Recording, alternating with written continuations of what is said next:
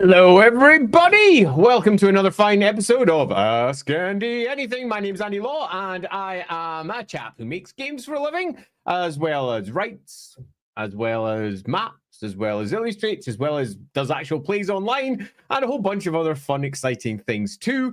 And I'm here to answer any questions you may have about, well, anything. For those of you who haven't joined us for one of these before, if I just quickly scroll up, I will be bringing questions up. Like, for example, Grey Lotus, how are you doing today, Andy? And you know what? I'm doing pretty fine. Might also bring up a comment here from Brock. I can be heard loud and clear. Marvelous.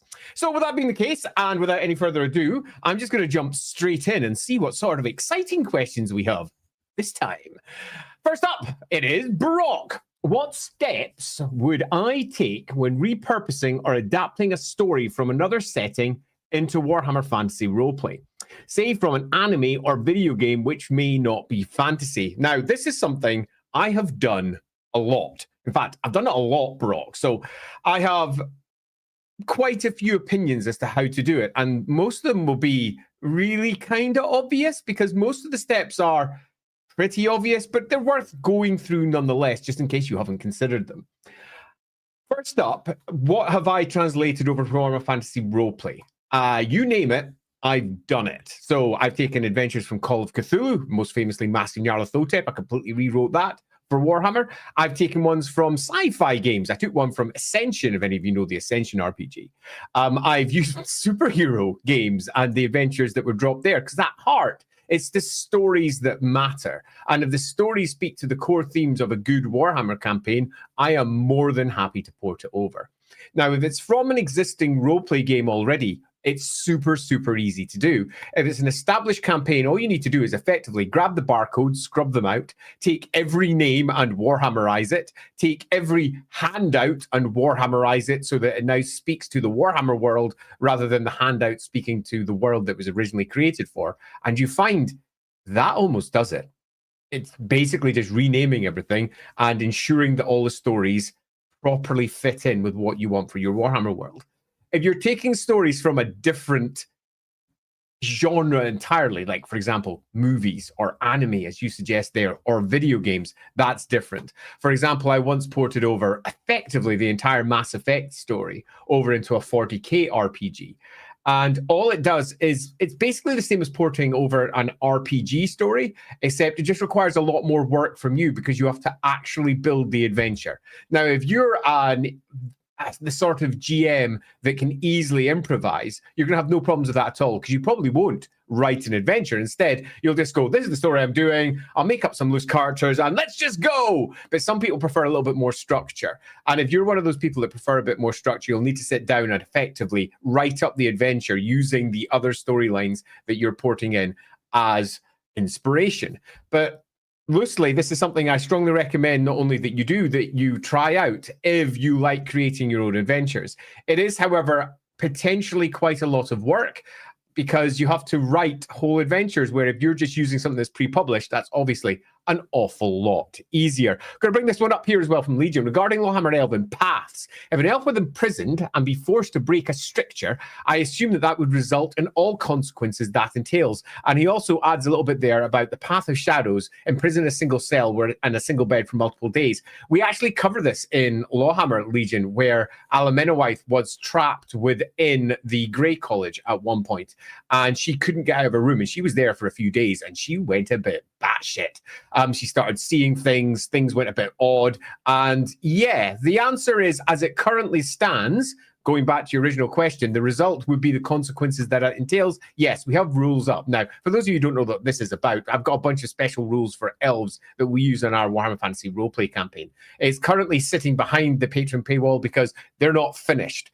And we've been slowly but surely adding careers to that. But I've also been amending how the rules work and taking on board various ideas that have been thrown around both on Discord, where there's been quite a lot of chat about them, but also the practicalities of using them during play.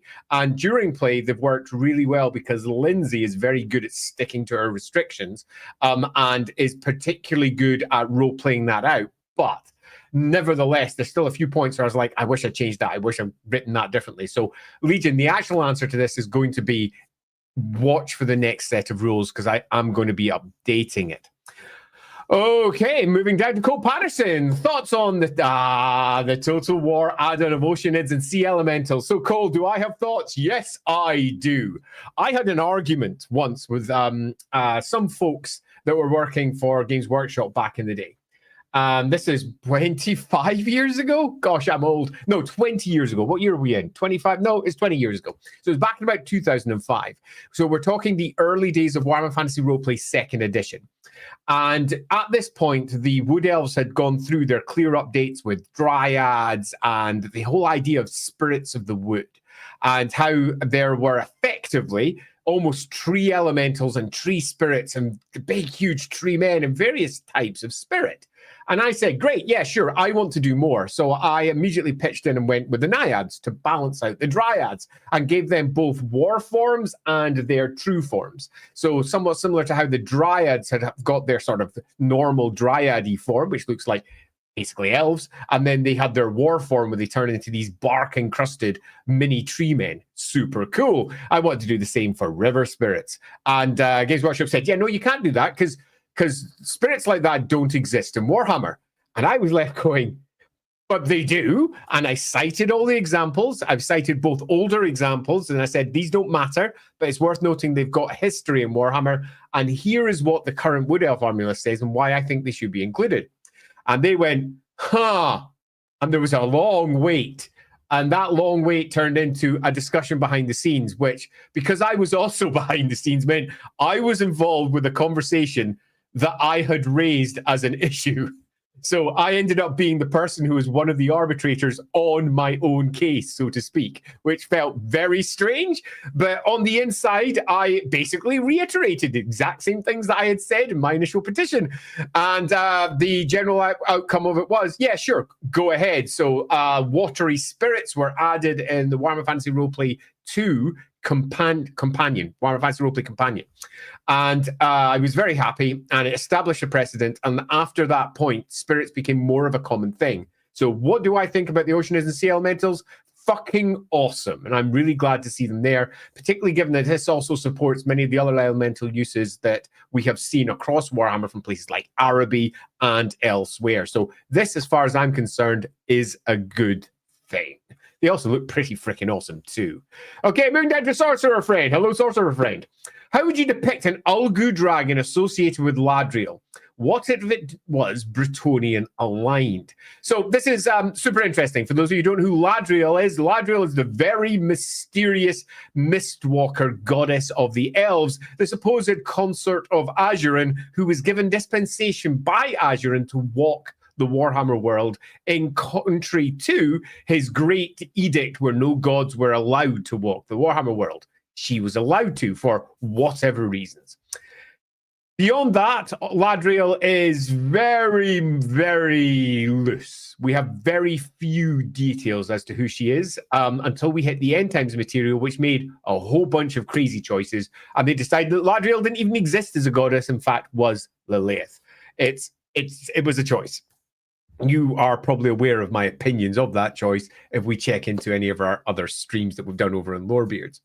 Now, if we take that in and now go, what if this was an Ulgu dragon and associated with that now is the Mistwalker? This makes sense. And I would probably, if we're making it Bretonnian aligned, actually perhaps even consider the more misty route rather than the shadow route. So we're probably looking for glimmering grey, almost silver scales. Add in that water aspect to it rather than just simply go with the standard shadow aspect if you wanted to do that. Particularly if you take a look at the lady and how she's presented, because Ladriel is, even when it's not much of a spoiler, Ladriel is pretty much the goddess of Bretonia as the lady. And if you prefer, that means Lilith is the goddess of Bretonia. Makes no sense if you go with that route, but it sort of works. But a mist goddess of the waters who's hiding her identity, utterly Ladriel perfect. So I would probably dial down more on the glimmering silver, mist-shrouded types of magics and use Ulgu in that fashion, the rising mists and causing things to be confused and uncertain, and the rising dragon head out of those mists, and make it a little bit more mythic and I would tie it into a little bit more of a legendary style creature if you were doing it that way. Hopefully that gives you at least some ideas. Daniel Leeson, if Bretonia is a mix of France and England, shouldn't they have one of the best human archers, our Welsh bowmen? Or at least archers who can deal with Grail Knights? So that's an interesting question. And the answer is no. For several reasons. And I'm going to go through the primary ones. Bretonia isn't a mix of France and England. Bretonia is Bretonia. And Bretonia now has its own history. It's now got its own myths. It's got its own genesis. It's got its own goddess that responds in certain ways. It's got its own culture. And it's not a culture of either France or England. Now, in terms of its genesis in the real world, clearly it's drawing heavily from many English more than French, although there's a lot of French in there too, historical facts.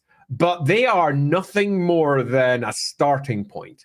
And archery is not considered to be a noble thing by Bretonians. Archery really isn't the core that they would be focusing on. Indeed, would they have the best human archers? No. Because if anything, it's suppressed in comparison to how it might be in other places. The Grail Knights and their honor-based approach don't like archery at all. They don't like ranged weaponry. This has been something that's been the case for the Bretonians since 5th edition Warhammer, so all the way back since the 90s. And through the 90s and onwards, their ranged attack has always been basically archaic in comparison to any of the other old world nations. But they more than make up for that with the Lady's Blessings and everything they can bring to the table with that. Sure, they do have peasant archers. They do have a whole host of other long-range options, but they are, in comparison to other areas in the old world, kind of primitive. And that's the character of Bretonia. The Bretonian character is primitive long-range weapon, not the best. So the answer to this one is no, they shouldn't have the best. They don't take that particular trait over because they've built a different character for what Bretonia is. But if they did it, it would be no surprise because let's be honest, Games Workshop's quite happy and the various writers for them are quite happy just port ideas in all the time. So as it stands, yeah, no, I probably wouldn't bother with that, but I totally understand if they did do it. I'm now going through a whole bunch of comments about me watching K-pop Demon Hunters, which I wasn't watching K-pop Demon Hunters per se. I was just listening to the songs before the stream started. It's one of the reasons why I was slightly late to the stream because I was bopping away in the background. Anyway, Mr. Bourne, hey, help. The thoughts on the new Total War Aislinn model art? I've not looked, so let me just immediately call out something before I head on to that. I'm going to go take a quick check at it while we're here. I do. Excellent. So I am going to dive over and go check that as I go. And as I go, I'm going to bring up a little thing about Aislinn because I pronounce it Aislinn. You might go, why the heck am I pronouncing it Aislinn? Surely it's Aislinn or Aislinn because take a look at the Total War. It 100% is how they pronounce it. So I'm just simply going to call it out for what it is. It's an Irish name and it's pronounced Aislinn.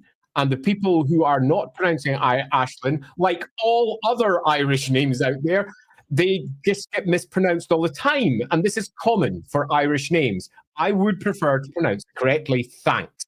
Because if you're going to be porting over things that come from other people's cultures, the least you can do is pronounce it correctly.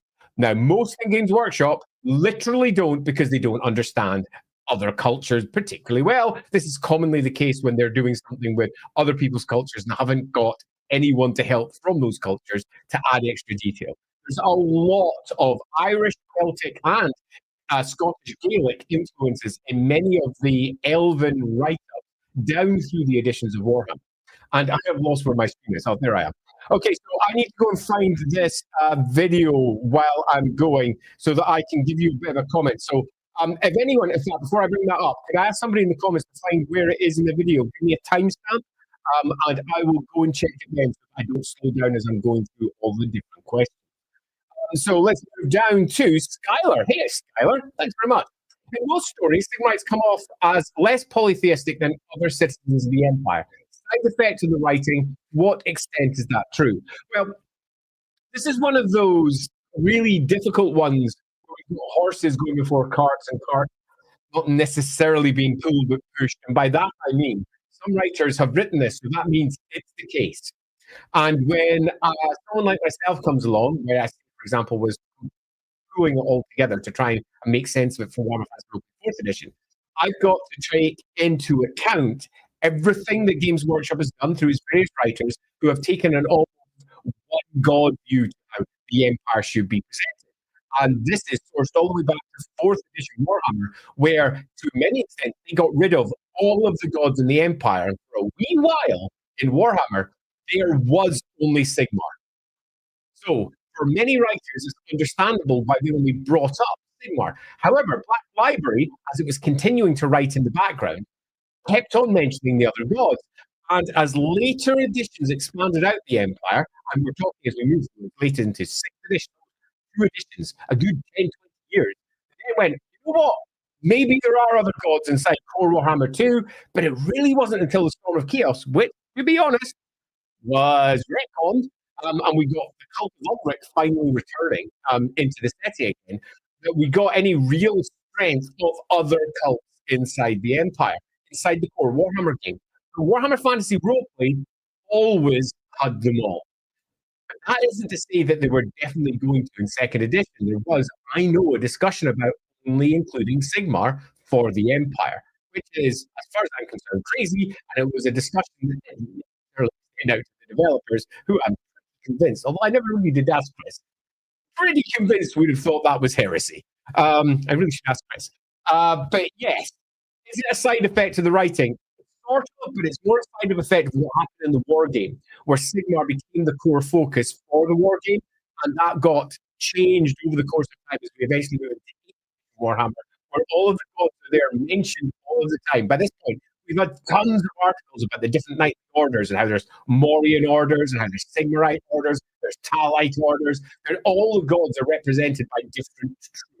And it's commonly seen through the knightly orders inside the total war game in terms of the war game itself, although there was cult army lists for, say, for example, Ulric that were added to the game. So is it true? The answer is it is a bit. And this may stand in a contrary to many of my discussions where the Empire is polytheistic. Remember that? It 100% is.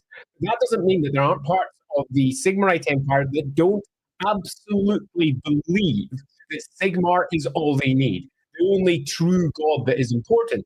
You can have polytheism as the core culture and all those that stand on the and prefer that not to be the case. This was, to a degree, supported in the Tome of Salvation, Warhammer Fantasy Roleplay 2nd edition, when we were discussing Sigmar. And right at the very beginning, I wrote a little piece where there's a Sigmarite priest who is effectively writing to all the other old world nations, for want of a better description, and saying to them, really, you should be worshipping Sigmar because all the other gods are lies. They are basically great spirits from the beyond. Okay, Sigmar, however, was human and understands the human condition in a way no other entity can. We should only worship Sigmar. It's the only deity that is worthwhile. And in that, he takes a good stab at both Myrmidia and Renald, 2 other deities that are commonly perceived to have been human. On the Renald side, he says it's a lie. Renald was never human. It's basically the god of trickery, tricking all of his followers. And indeed, this is later supported as well by the cult of Shalia, who claim that that's the case. And on the other side, Myrmidia came to the Warhammer world and manifested as a mortal, not born mortal, but manifested as a mortal, and bound Estalia and Tilia, well, at least modern day versions of that, into one big area in the south of the old world that she ruled before she was eventually assassinated. So she was never human to begin with and went back to being the god that she was before anyway. So as far as this piece was concerned, the only god that truly understands humanity is Sigmar. So it's both a side effect of the writing, it's a discussion about what happened in Warhammer, but it's also, I think, a fascinating story for how there is a burgeoning idea of not necessarily monotheism per se, but the idea that certain cults have factions of them that believe that their cult is the only one that is appropriate. This is very much the case for the cult of Sigmar. It has entire banks that think that Sigmar is the only proper God for humanity, the only one that understands what it is to be human and has their concerns at heart, the true God of mortals, so to speak. So it's a complicated question, and I think that if the desire is always to make everything simple and to simply say, no, it's polytheistic, this can't happen. No, it's really multifaceted, it's really deep, it's complicated, and different people have lots of different ideas, and that includes the gods themselves. So, yeah, hopefully that gives at least a bit of a pointer in that direction. John Schultz, what is your favorite incarnate of the magic? I've written a little bit about these more than once. My favorite, though. Uh, I have I have a fondness for the very old Viadag from all the way back in our Fantasy Role 1 days, which eventually gets repurposed into an incarnate of life. Kind of have a hankering towards that. The Bloody Hindsman was fun, but didn't really bring anything unexpected to the table. I am very keen to do my own one for a light incarnate because I think there's quite a big open space there that hasn't been properly filled. So I don't strictly have favorites of anything. I'm always one of those people who go, I don't really have favorites. I love them all for different reasons. But yeah, I do kind of like the Vida. Singemeister. Currently moving into a new place to your Dulcet tones. Oh, well, I hope you enjoy your new place. What are the specializations of each Bretonian province, i.e., Null, Gun, Stirland, and Poverty? So I would. This is a toughie. This is a real toughie. And the reason it's a real toughie is because the authors have not been consistent on this. The army lists have taken some views. Then David Chart came in, and in Knights of the Grail, he took everything the army list said and then added some extra, like going Canal, really close to the forest. There's a lot of magic there. And Crone is more destined. They were all given some neat ones. What I'd instead prefer, than answering this one directly, is to say, I think that Bretonia is massively not handled like this to a degree, to its detriment. And by that I mean, it suffers from being a copy paste of the army lists rather than necessarily having core deep development like the Empire has had. Hawkland has had tons of development, which is surprising how tiny that space is in the Empire. But if we go over to, say, Bretonia, and we take a look at how they've dealt with Bastion, or we take a look at how they've dealt with Corone, or they take a look at any of them, Bordello, they have been really criminally underwritten. Okay, oh, it's on the coast. Maybe ships. Oh, this is where the capital is. Capitals. Oh, they're in the mountains, mountain stuff. It's really poorly detailed. Yeah, totally fine for the war game. More than enough to get going there, but the war game is top tier stuff and poorly provides all the core details. So the Singemeister, I think this is something that really needs to be done properly for the Bretonia. And rather than come up with the really crappy ones that LAWhammer has offered, I would instead say, let's do a stream about Bretonia with Sotek at some point. And do that for Lorebeards, because Lorebeards, we can take a deep dive into each one and also discuss what it should be. Because if I answer this with what it is, it actually gives less character than if I go with what has hinted at. And I generally prefer with the Ask Andy stick with what's in the book, my own made up shit, where in Lorebeards we tend to go between the lines and we say it says this here and this here and this here, but because it also says over here this and over here that, that means this is probably the truth. And as if you've watched any of our previous streams, we tend to go to places that a lot of people don't expect, particularly if we take a look at just what we did with Marathi last Sunday, where we picked Marathi in a fashion that was, let's say, controversial to many viewers who did not like where we landed with her and thought that it was utterly unjustified. We are going to continue with our view of who Marathi is into next Sunday. So that's 2 days' time. I don't have to stream up for that yet. So I'm going to sort the stream up for that after the rookery, which I'm going to be doing at 7 p.m. with Vera. I'll talk about that a little bit more about half past. Yeah, I would like to go into this properly. So if you can remind me over in Discord to do that, I'll bring it up with Sotek, because I'd like to do this, because Bretonia we've not properly discussed for a wee while, and I think that would be fun. Nils, hi Andy, hiya, and thank you. Humans have migrated to all over the warmer world, yes. Would other humanoids also do this? Wars, halflings, gnomes, if not, why not in world? So the answer to this is specific species. Dwarves have got their own fleets and have crossed the oceans and have warred, and if we go with the Wars version, even have colonies hiding all over in. I hear somebody arriving in my room. This is weird. No, my mic's really close. Have I got a mic issue? Yeah. Okay, is anybody noticing this? My mic. I found out because someone messaged me. I got out the show. Okay, give me a second. So Lindsay has interrupted to say my mic's gone weird, so let me find out what's going on there. Give me a second. Sound, audio, mic. No, it's on the right chat. The past 10 minutes. Okay, so apart, it's just changed. I haven't done anything to it. So I don't know if my audio's gone weird. Not getting all the sound. The audio's going weird. The comments are there as well. So my audio's affected by what? Is it still bad? I'm going to scroll right down to the most ones. And thanks, Lindsay. Yeah, so it's been for. Oh no. Okay, so that being the case, I may go back in again and just double check that it's all working. Thanks, Ben. Let me just. It says it's fine. Huh. Yeah, clearly it's not fine. It's still bad. So are you watching the comments? Because I'm about to do some things to see if it fixes itself. So give me a second while I try to get this to fix. Live sound issues. Gotta love it. Are you very wet? It's raining outside for those of you who can still hear me. And I'm back from the house in trouble. Thank you very much. Oh, have you just been in the shower? Yeah. Okay. Love it. Right. So let's check the actual app that runs my sound as well.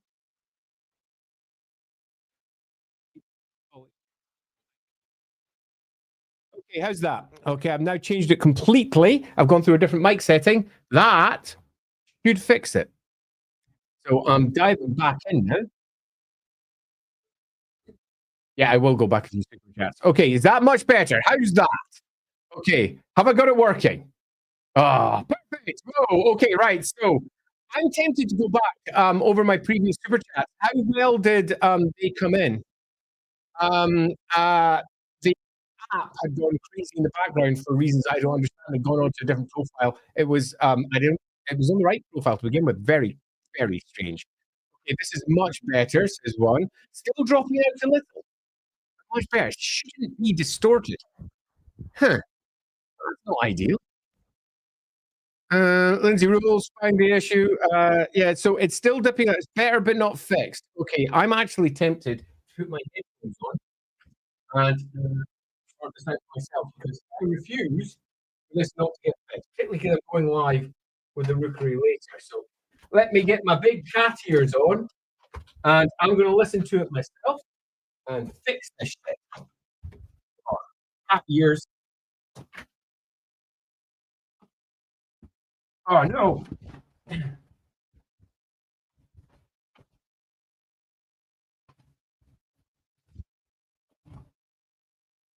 How hard is it to get my cat ears on? Cripes. It's all wrapped around my chair. Okay. There we go. Cat ears. Right. The crown of cats has arrived. Okay, let's go and check this shit out for myself. Because that is bullshit. No, it's thanks for messaging Sotek about it. Super appreciated. I'm gonna go check what the fuck has happened here. Right. Give me a second while I quit out.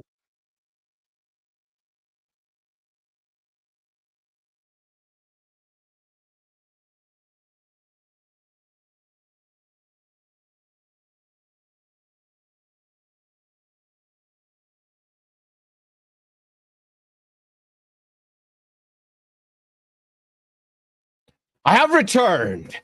Okay, so is this sounding better? Let me check the audio. Let me get rid of that. And that should hopefully fix everything.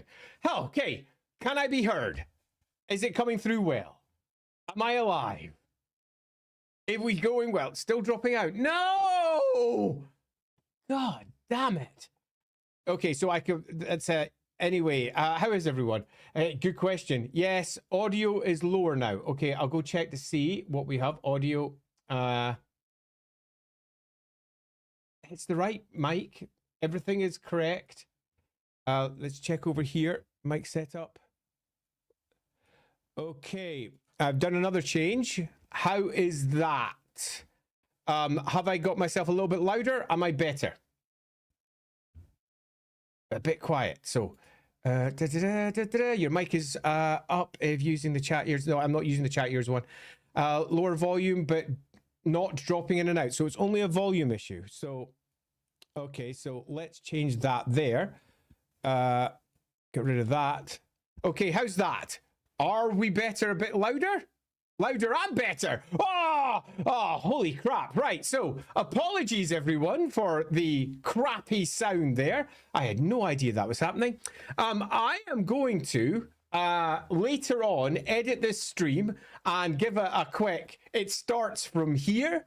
And I'm just going to go back and I'm going to check everyone's super chats and go through them super quickly to make sure that everything that we discussed so far at least gets discussed again. Where are we? We've got loads of time. It's only 1:15. We can get these all done without any issues. So right at the very beginning, I've had to quit out and come back in again. So I've lost all my earlier super chats. So I'm just going to start from here. Bretonia is a mix of France. No, in fact, I'm going to start somewhere else. Hello and welcome, because I'm re-editing this video, to another fine episode of Ask Andy Anything, which definitely didn't have sound issues for the first, 20 minutes or so. In fact, a little bit longer. It started off fine, apparently, but then just petered out. It's apparently now fixed. So that being the case, I'm going to dive back into a whole host of questions that I'd already quickly run through, and then hopefully we'll be good to go. So I'm going to dive in here. Start with Daniel. If Bretonia is a mix of France and England, shouldn't they have one of the best human archers, or at least archers who can deal with Grail Knights? The answer to this is, as I definitely said previously, but I'm going to reiterate, no. And the reason it's no is because Bretonia is not France or England. It's Bretonia. It has its own culture. It has its own past. It has its own history that's been developed over multiple editions. And that core culture is anti-missile, not pro-missile weaponry. Sure, lots of peasants are doing peasanty things out there, but this is not generally with the great support of the ruling class, unlike what was the case in real world England. So this is not something that they would be focusing upon. So not really. Bretonia isn't that as a stereotype. Now, if somebody did that, it wouldn't be a surprise because they're constantly nicking stuff from the real world anyway. But as it stands, the answer is no. Mr. Vorn, thoughts on the new Aislinn model art? The model looks cool, but I think the concept art just stole the show, the pernicious in all his glory. So I haven't seen it yet, so this is one of the ones I've not caught up yet. I did ask if anyone could give me a timestamp for the video. I'd go and check it live during the show. And yes, I'm going to reiterate, I pronounce it Aislinn because it is Irish name, and when you lift stuff from other people's cultures, you should at least be sensitive enough to pronounce it correctly. Having said that, though, if you listen to the Total War devs, they'll almost certainly say Aislinn or Aislinn or Aislinn, and they do use different pronunciations because it's not a word that they know. Moving down to Brock 6000. What steps would you take when repurposing or adapting a story from another game setting in Warhammer Fantasy Roleplay, say from an anime or video game which may not be fantasy? I went into this in some length in the slightly dodgy sound section. I will add to this very quickly that I would, if it's from another roleplay game, because it's something I have done a lot. For example, I piped in Masks of Nyarlathotep. I have brought in adventures from sci-fi into fantasy. All you really need to do is just change the names, change all of the reasons for things, because reasons in a sci-fi game will be different to reasons in a fantasy game. There'll be gods involved in fantasy, well, there'll be tech involved in sci-fi, but the core story, assuming that it matches the grim and perilous tone that you're looking for Warhammer Fantasy Roleplay, will very easily translate directly over. You'll need to also make sure that you repurpose all the handouts. If it's coming from a different genre like anime or a video game, that takes more work. Like, for example, once I completely repurposed Mass Effect over towards a 40k game. You have to basically write an entire scenario yourself using the other story as inspiration. That's work. Some people who are very good at improvisation can just do that off the top of their head. It's kind of what I do. I'll give myself like a 2 or 3 sentence intro for how each part will work, and then I'm done. I'll just make it up as I play. But for those of you who much prefer a structured roleplay adventure you can draw from, you'll just need to write it. That's a very quick way of running through that one. Thoughts on the Total War, Oceanids, and Sea Elementals? I went into this with some depth earlier on. Loosely, I fought to get Naiads into the system previously, into Warhammer, and successfully got them in after much discussion. So Oceanids and Sea Elementals being there is, as far as I'm concerned, the obvious next step. Absolutely love it. How would I depict an Ulgu dragon associated with Ladriel? What if it was Bretonia aligned? My long answer on this one can be cut down short to I would dial deep into the mist aspects of Ladriel and the lady and look to reinforce those watery sides. So I'd go for a silver dragon rather than what might be the normal expected shadow dragon if we were going for something like this. A more misty, water based elemental dragon, which I think could be super fun for that. Skylar, in most stories, Sigmarites come off as less polytheistic than the other citizens in the Empire. Side effect of the writing, to what extent is it true? It is true, it is a side effect of the writing, and it's also a legacy of where Warhammer almost removed all the gods in the Empire bar Sigmar. There was a period from 4th edition Warhammer Fantasy Battle all the way through to about 6th where the other gods just weren't mentioned, like they didn't exist anymore, except for maybe an occasional reference here or there. Now, Black Library did use them, but the core Warhammer game didn't, and thus everybody talked Sigmar everywhere, which meant that the other writers, when they picked up what is the Empire, just said Sigmar, Sigmar, Sigmar, Sigmar, Sigmar, and it became almost a monotheistic society. However, Warhammer Fantasy Roleplay 2nd edition came along, and a whole bunch of expansions to Warhammer, including things like Storm of Chaos, which gave an Ulric an army, and a whole bunch of knightly orders that worshipped gods that were that were much less commonly known, got added through the setting through 6th and 8th to 8th edition, and suddenly the polytheistic society was reinforced again. So it's a side effect of the writing, it's a side effect of what was done with Warhammer, and it's also a writing opportunity because it shows that Sigmar does have monotheistic elements, and that is arguably to its benefit, because it speaks to why Sigmarism is different to the other cults, and one of the reasons is because Sigmar was mortal, and I discussed this in the Warhammer Fantasy Roleplay 2nd edition Tome of Salvation to some extent, where even one priest is discussing to other nations of the old world that they should worship Sigmar and not the gods that they themselves worship. I will go into that in a lot more detail at another time, because we could have a whole stream about this one. What's your favourite incarnate of wind? Magic Winds? Don't have one, like the old Vidive from 1st edition. Update that to a life elemental of Gyron. Absolutely perfect. We move down to Sigmarites are currently moving into a new place. Brilliant, to my dulcet tones. Apparently, they were less dulcet earlier in the stream. What are the specializations of each Bretonnian province? Guns, Null, Sterling, Poverty. We will discuss this in a full stream, I think, over in Lorebeards, because as it stands, Bretonia is underserved with its stereotypes and its core details, and I think that it could have them added, but I think it will involve a stream that isn't specifically discussing really what each of these provinces are in their various iterations. It'll be more extrapolating what they should be given everything that we have, which is more of a Lorebeards thing than necessarily answering it directly. Nils, hi Andy, hello. Humans have migrated to, oh, this is about where I was last time. I'm going to go back to the live chat just to make sure that the sound is coming through. Yep, sounds good. Okay, so let's go back. Oh, apparently I've got the timestamps. Let me, just while I'm here, just pull out the timestamp. Okay, hopefully this is going to sound in my ears, not out loud. Right, where's the timestamp? Ashlyn is 2:35. I'm just like to offer a big thanks to Sotek for this one. And let's have a quick look at that. So he's the Sea Lord. Let's have a look at his concept art. It's popping up right now on my screen. Hurry up. Speed up, speed up, speed up, speed up, speed up. Okay, that's pretty decent. I mean, it's exactly what you'd expect. I like his face. It's got that. I want more arrogance. I'm less keen on the 3D model because he looks kind of human. But that's my issue with the elves in Total War in general. That's not an issue with this one in particular. Oh, you think he looks great?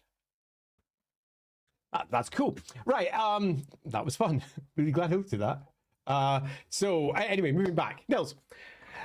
Humans have migrated to all over Warhammer world. Would other humanoids also do this? Halflings, dwarves, gnomes? If not, why not? So the answer to this is yes, kinda. Dwarves have got an ocean-going fleet, and they have spread across the world to a degree. We are aware that there are some over, for example, in Northern Lustria, that have been kicking around there, doing their thing for a while, and they're a core component of the dwarf factions over there in Total War.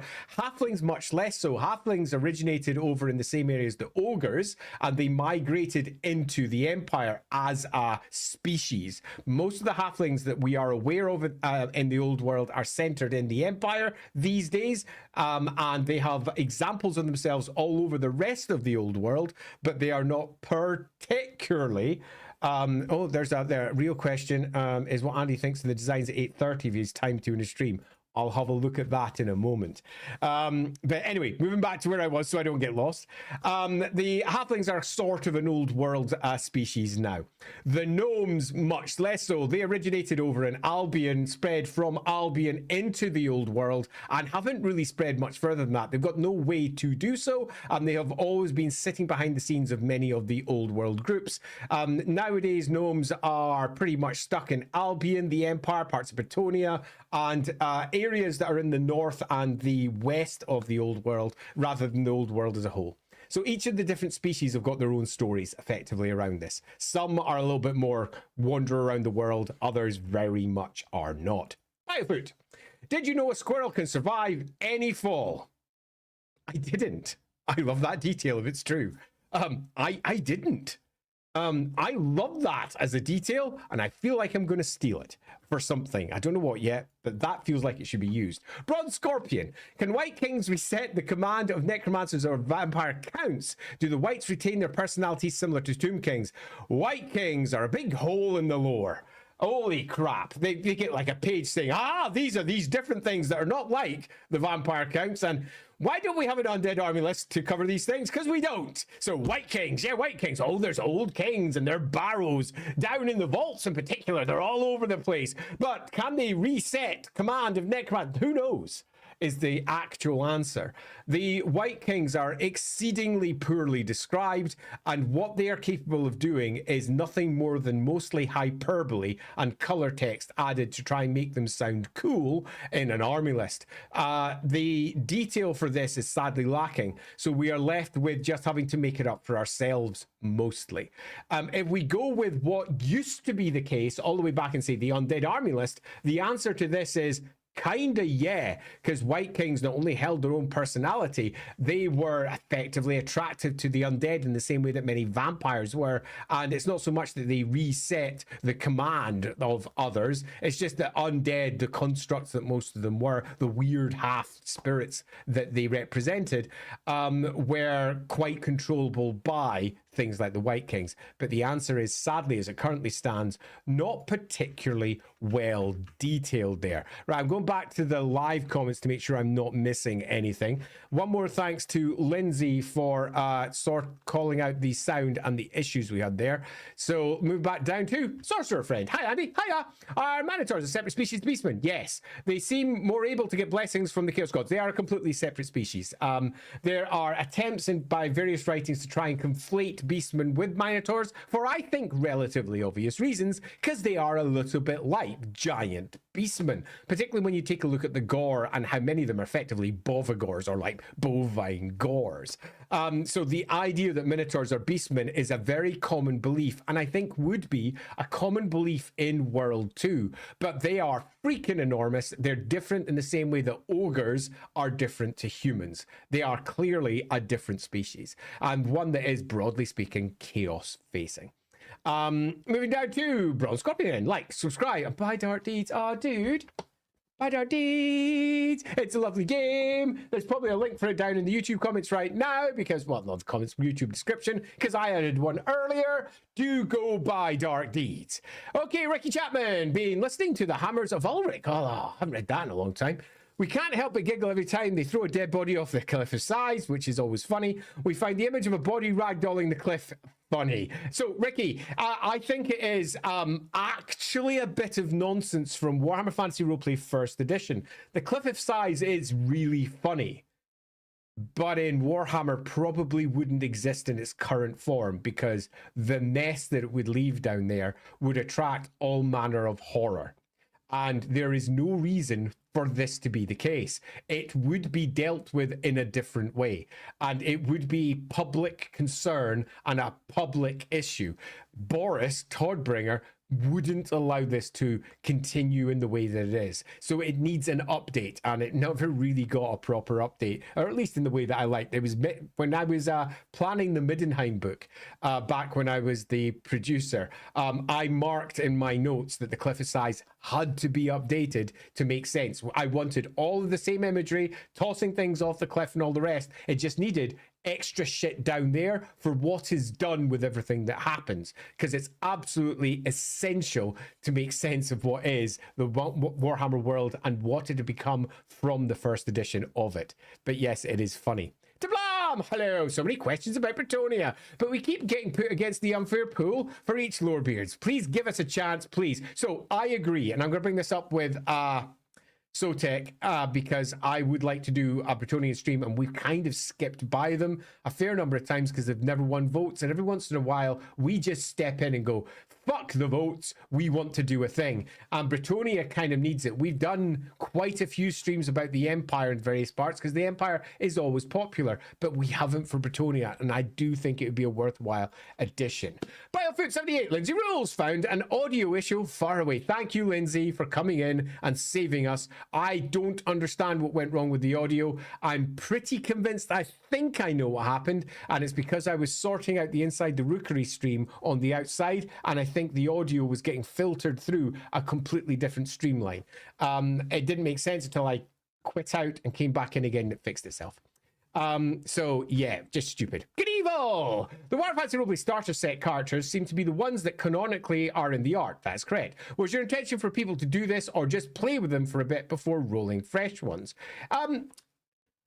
This was a decision that wasn't entirely mine. The characters, as they stood, the key characters, whatever you want to call them, they were already created by the time I came on to even do writing. So before I was producer, and there wasn't an elf, there wasn't a halfling at this point because they just stuck with humans, and one dwarf. And I added to that afterwards because you can't very well have a key bunch of Warhammer Fantasy Roleplay characters without the other species represented. It was pretty important, so they got added, which is one of the reasons why you don't see them in some of the early art. Like, for example, the artwork, if I pull my curtain back here, you might be able to see it. Oh, let's back the curtain. There you go. You can see up on the wall there behind me. Let me move my head. That's the original oil painting of the Warhammer Fantasy Roleplay starter set, and on there you can see, if I put my finger, a witch hunter. There's the captain. There's a bright wizard, and presumably he said turning around, the dwarf is on there just behind the dwarf is there. No elf, no halfling, and it's because at this point they didn't exist. Those particular characters weren't created yet, and I built them for the Warhammer Fantasy Roleplay starter set, and extra bits of art were made for them. So the intention was that people could play with them or not, and at that point the idea was that they would be on the front of most of the covers to give an idea of what one group through various books might look like. I wasn't particularly keen on that. I tried to nix it down to just the Enemy Within campaign, because the starter set was meant to be, at that point, as I redesigned everything as I moved into production, it was going to be the first part of the Enemy Within campaign. Effectively, it was the prologue to what was going to happen in the Enemy Within. But then I left, and that all disappeared as an intention, as different hands came in and told a different story. So yeah, this wasn't really my intention here. This was an intention that was there to begin with, and I started interrupting it because I wasn't as keen with it as I could be. Check Discord DM for Aislinn art and model, and I've already looked at those. Thanks very much, Mr. Vorn, for passing those over. I like them, but I have an issue with high elves in the game anyway, because I think they look very human, but beyond that, love it. Okay, the Calentire. Why are Sotek and Rigg so similar? Just right, a coincidence or something more? So Rigg is much older, And indeed, to a degree, they got closer because of later writing. The original writing for Rigg, they weren't that close. But with later writing and the updating of Rigg, particularly updating the Amazons and in the White Dwarf articles, they became far closer in terms of how they manifested themselves, particularly with the lore of magic that Rigg was given. So it's not right or coincidence. It's because of where the Amazons were sited inside the Warhammer world, which was very close to, obviously, Sotek, and the writer at that time just kind of conflated the two. So it's nothing more than the geography of where they were when they got their update. And I'm quite sure if they did it again, some of that could be erased. But I do think there's some fun details that could be used there and maintained to keep it going. I can now go back to my live chats again, which is good. Okay, I've now caught up with all the ones that were missing there. So moving down, let's just make sure I didn't miss any chat coming in from, I didn't, marvelous. Twitch, that's Star Sex from Gneevil. Moving down, Ashlyn 235 in-game model, done that already. Then we are down to here. Brilliant. Can you give a rundown on Stromfels or point me to a resource that has some info, please? Stromfels is a god that has been taken up by different writers at different times. A core component of the old Marienburg first edition book, because Stromfels is a god of people who are by the seas, the god of storms and wrecks and sharks and various other horrendous things. The Tome of Salvation for Warhammer Fantasy Roleplay second edition adds a little bit, but not very much. And as we then move through various books and games, because Total War has a character that's facing Stromfels, a big singer at that, we've got a variety of characters who pop up and are important to Stromfels. But the god himself gets surprisingly little detail. I have used them even in LAWhammer. There was a Stromfels character that was in one of Birdie's side streams as we passed through Ubersreich. I think this is another one. I'm actually going to add it to my list because most of the information spread over various books, and it is almost always just a repurpose of the same information again and again, which is he's prescribed, as in illegal, god that's worship is considered to be bad. It's similar to Cain, the god of murder, or the god of poachers, or whomever else might be out there. The extra detail that you get in each one of these individual examples, if you combine them all, provides quite a bit. So I'm going to write this one down to mention to Sotek to discuss. Okay, Dynaman, 3 future what if suggestions. I do like a what if. What if Strigos survived? Good one. What if the Bretonia joined Sigmar's federation? Might be less impactful than you think. What if the Slan were able to close one of the polar gates? Arguably the one in the south isn't open. That's an arguable point, though. For a while in Warhammer Fantasy Battle, the gate in the south was in fact not a thing.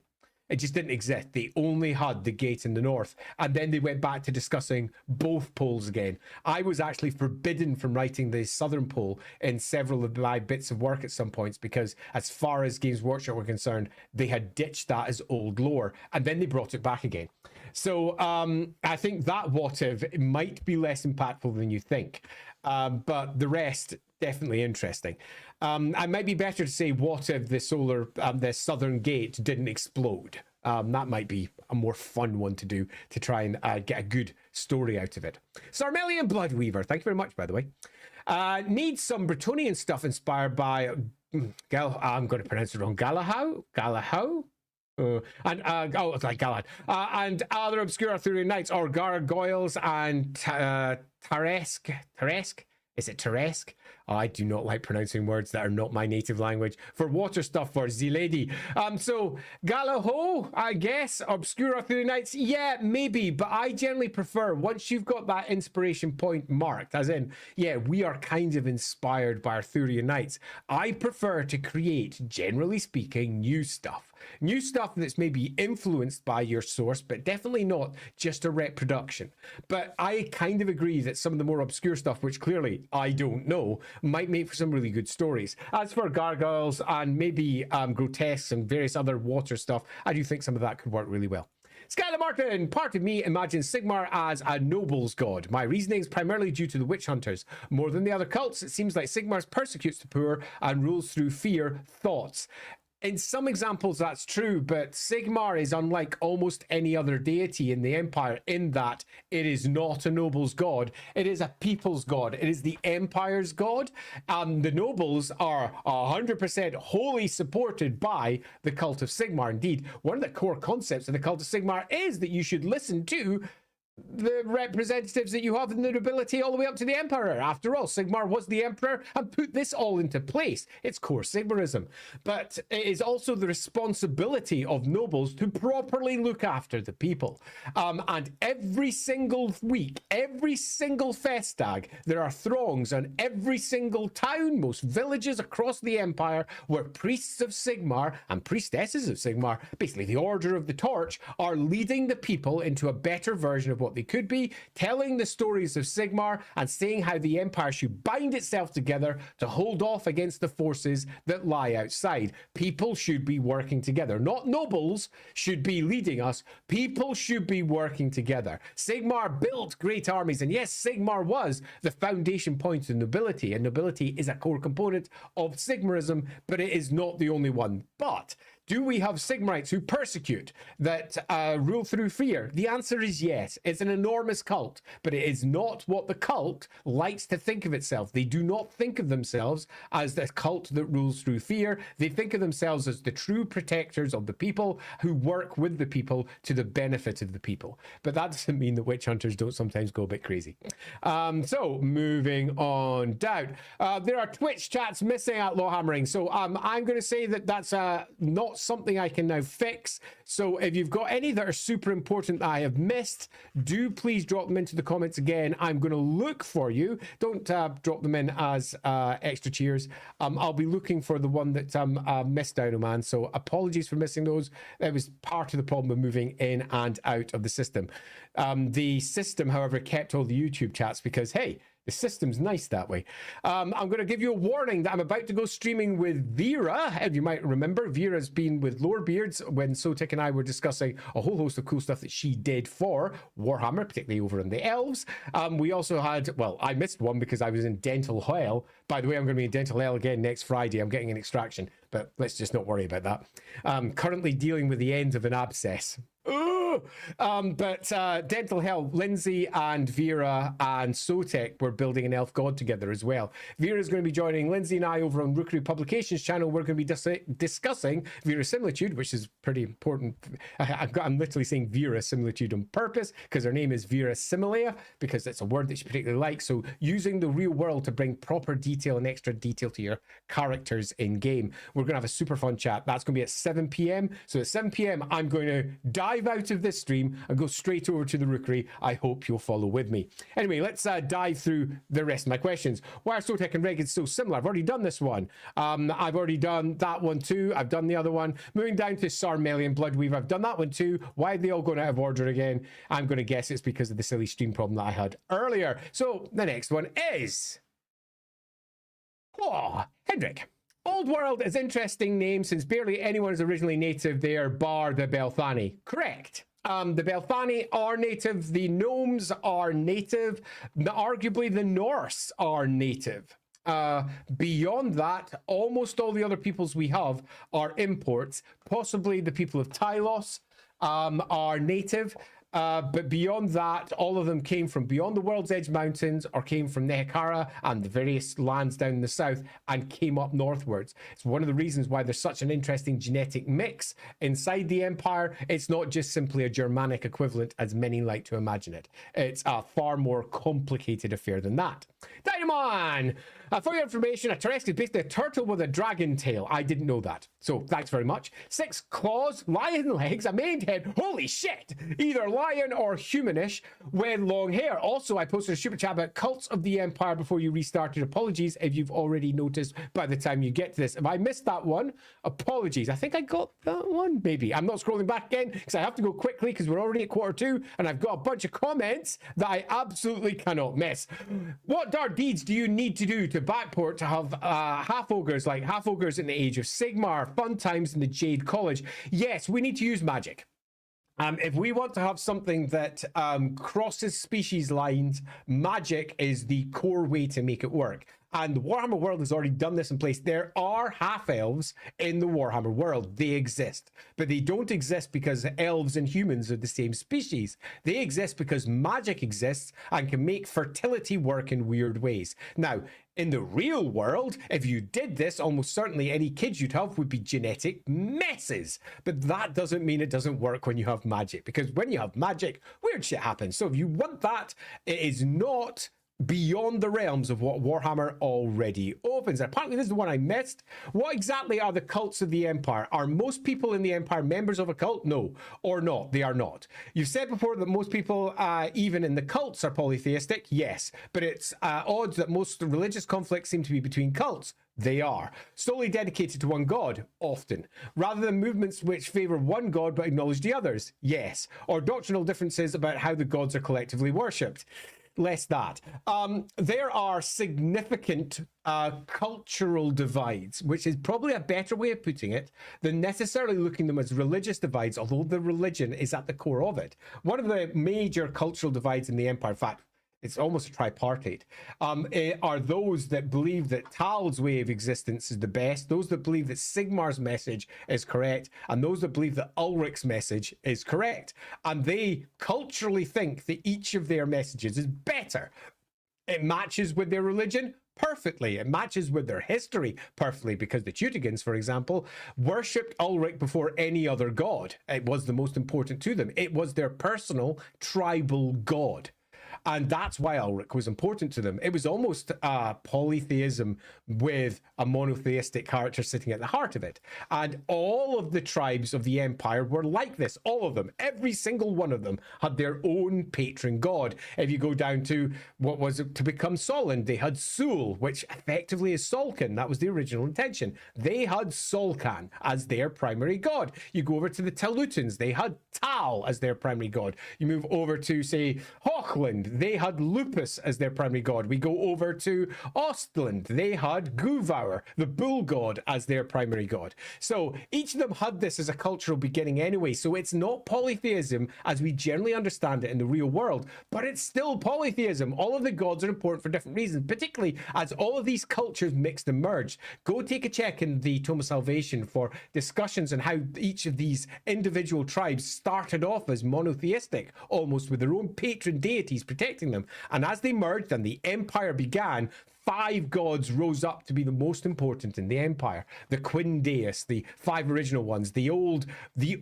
gods before the classical gods that were imported in from the south, and they all became important for different reasons.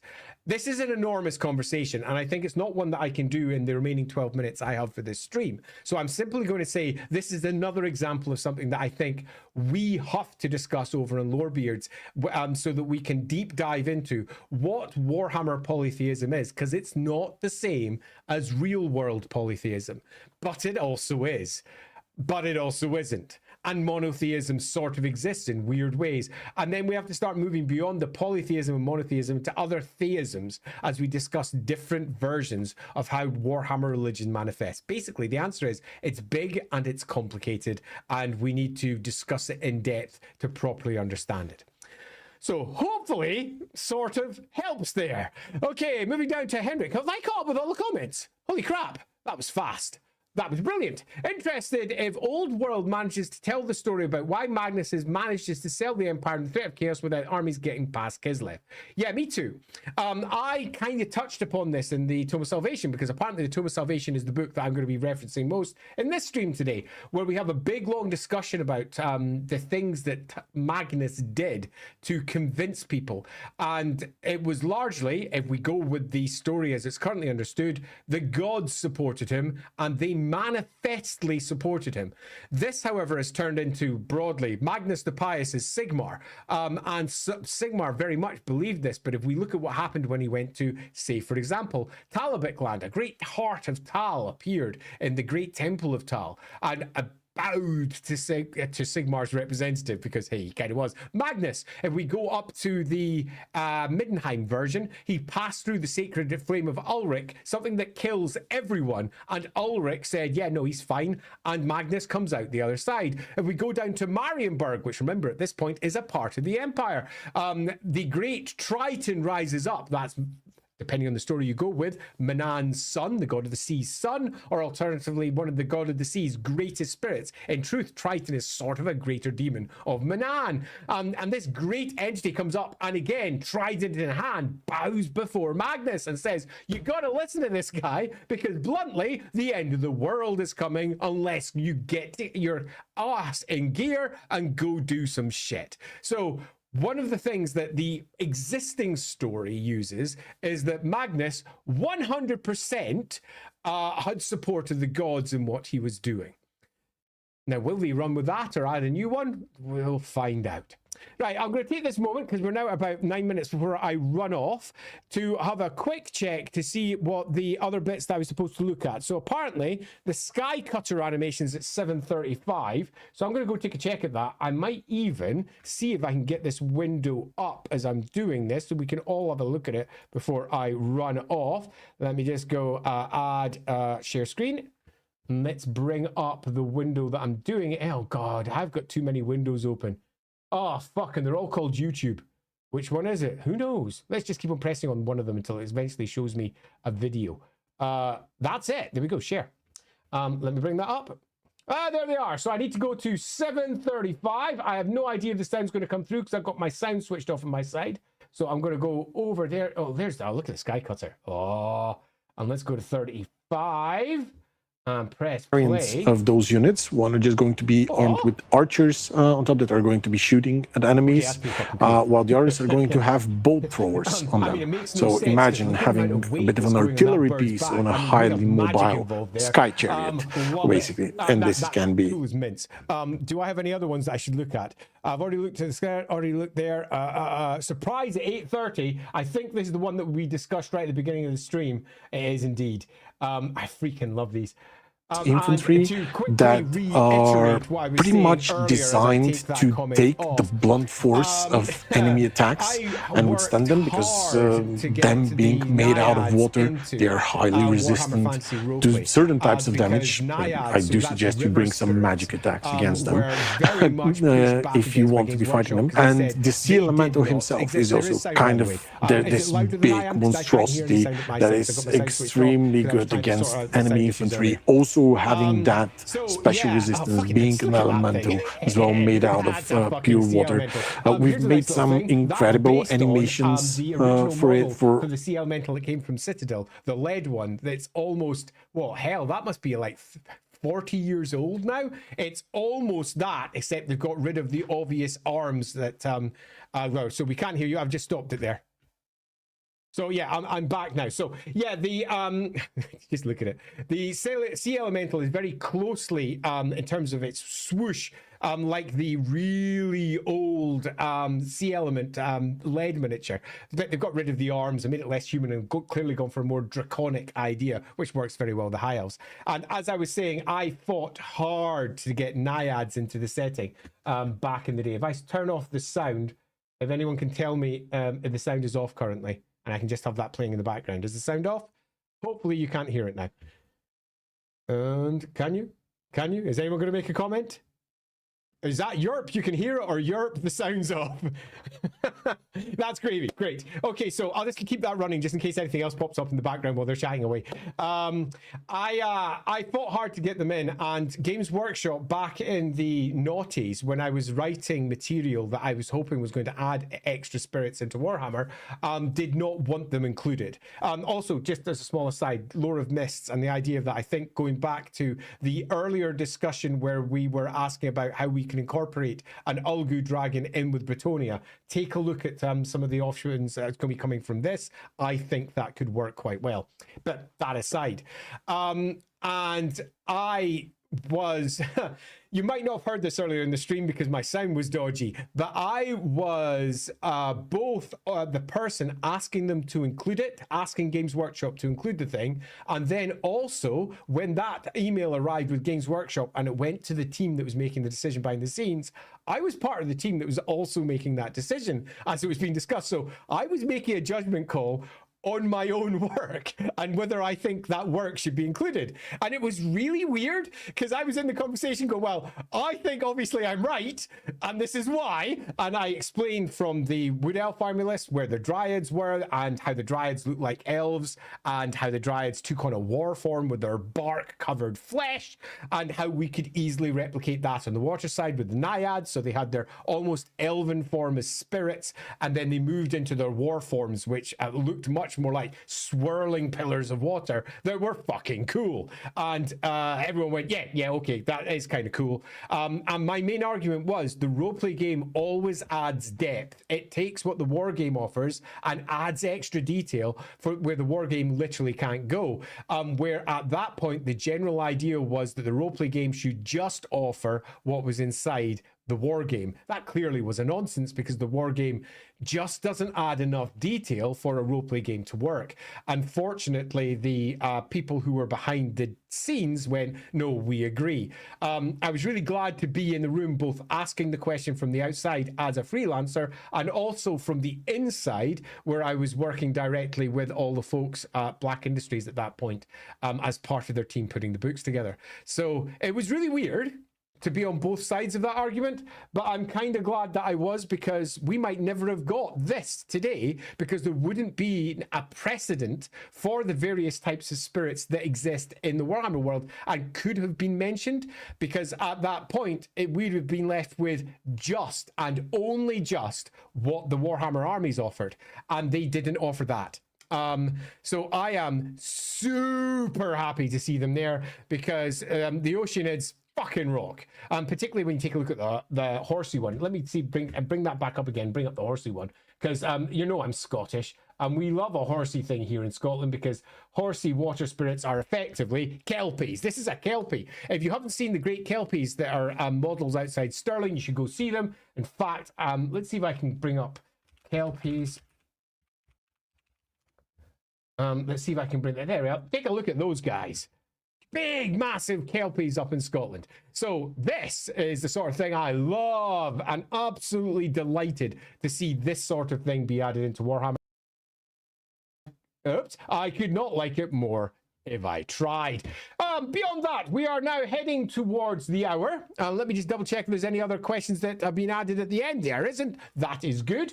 I am going to go and find my Twitch stream. There it is over there. And I'm going to say that I'm going to send you over to Raid Rookery Publications at the hour, which is about a minute and a half from now. Not until the hour, though, because Lindsay probably hasn't started. I'm going to be over there speaking with Vera about bringing your characters to life by adding some extra real-world detail. It's going to be super cool. If you have any interest in, well, Warhammer, or how Warhammer characters have been created, or when Verisimilitude, again, I am saying Vera rather than verisimilitude. Verisimilitude, because it's Vera that's coming along, is used in Warhammer when it works, and when it doesn't, then do come along and ask your questions. Hopefully, if you're watching on YouTube right now, you should just be ported over afterwards automatically. If you're not, a window will pop up, which will hopefully have Vera's little name on it. Click on it, and you will move through over onto the other stream. If you're on Twitch, it should just raid automatically when I press the button, which I'm going to do in around about 30 seconds. Beyond that, apologies for the early sound issues, and right in the other end, Federico, which other spirits would you have included, by the way? Would new units have considered spirits from the Jade Wind? What's your take on the old world? I like the old world. Nice kelpies. I agree, nice kelpies. I would have included spirits for all of the core parts of the land. So we'd have had stone mountain spirits, we'd have had tree spirits, we would have had earth spirits, we would have had water spirits. We'd have gone quite elemental with it all, and all of them would have been included. Right, anyway, I think that's us just about arriving at the hour. Thanks everyone for coming along, and apologies obviously for the sound issues that we just got arriving halfway through the stream. I will edit this video later to get rid of those, but beyond those, thanks very much. I'm going to press raid right now. That should be you going over, and I'll see the rest of you in about 2 minutes over in Rookery Publications. See you then. Bye bye.